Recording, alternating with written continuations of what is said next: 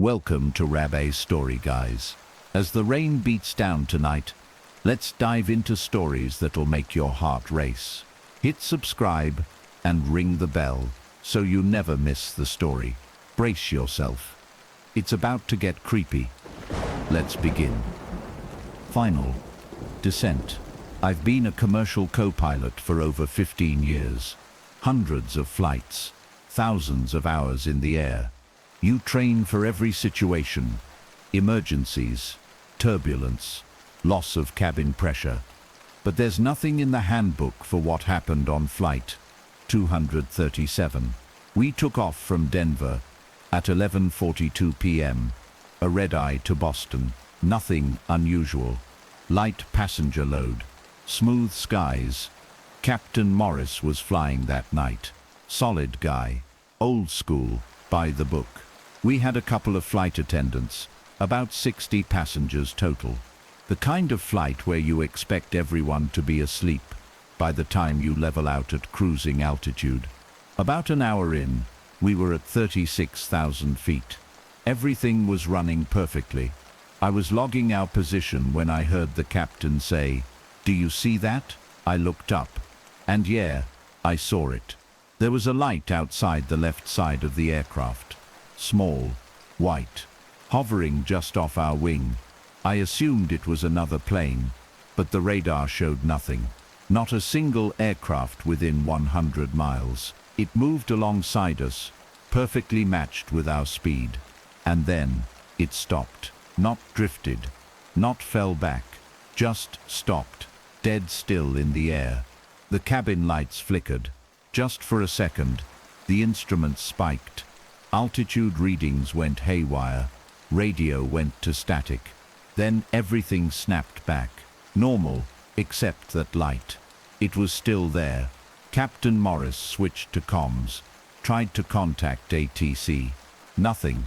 Dead silence. Not even static now. Just nothing. And that's when the knocking started. Not on the cockpit door, from inside the cockpit. Behind us, we both turned at the same time. The cockpit door was sealed, locked, but there was a knock. 3 slow taps from the inside wall of the flight deck. There's nothing behind that wall, nothing but wiring and insulation. The captain reached for the emergency manual, but it flew open on its own and slammed against the side panel. Pages flipping on their own, like they were caught in wind, except there was no air moving. One page stopped. I'll never forget what it said. Descent required. We looked at each other, confused. There was no turbulence, no emergency, but the message was clear. Then the intercom came on, unprompted, and a voice said, "Prepare for final descent." Only we hadn't touched the intercom. The cabin lights went full bright. Emergency lights triggered on their own. Passengers began waking up, panicked. One of the flight attendants radioed in, said someone was standing in the back of the cabin, not moving, not responding, just standing, in the aisle. Problem was, our manifest showed no one was seated back there. We checked the internal cams. There was someone standing there, not facing the camera, just standing perfectly still, and the timestamp on the feed, 3:33 a.m.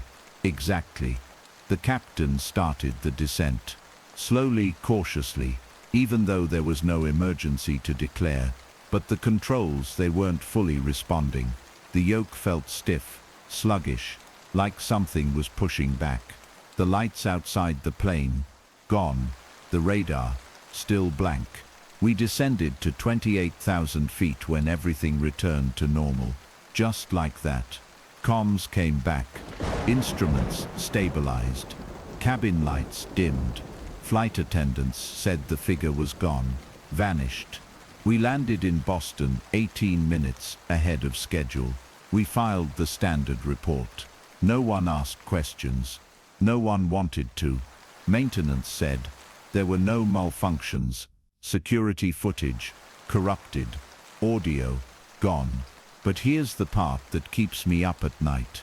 Every flight I've taken since then, I check the time, and at exactly 3:33 a.m., I always hear it again. 3 slow knocks from inside the cockpit.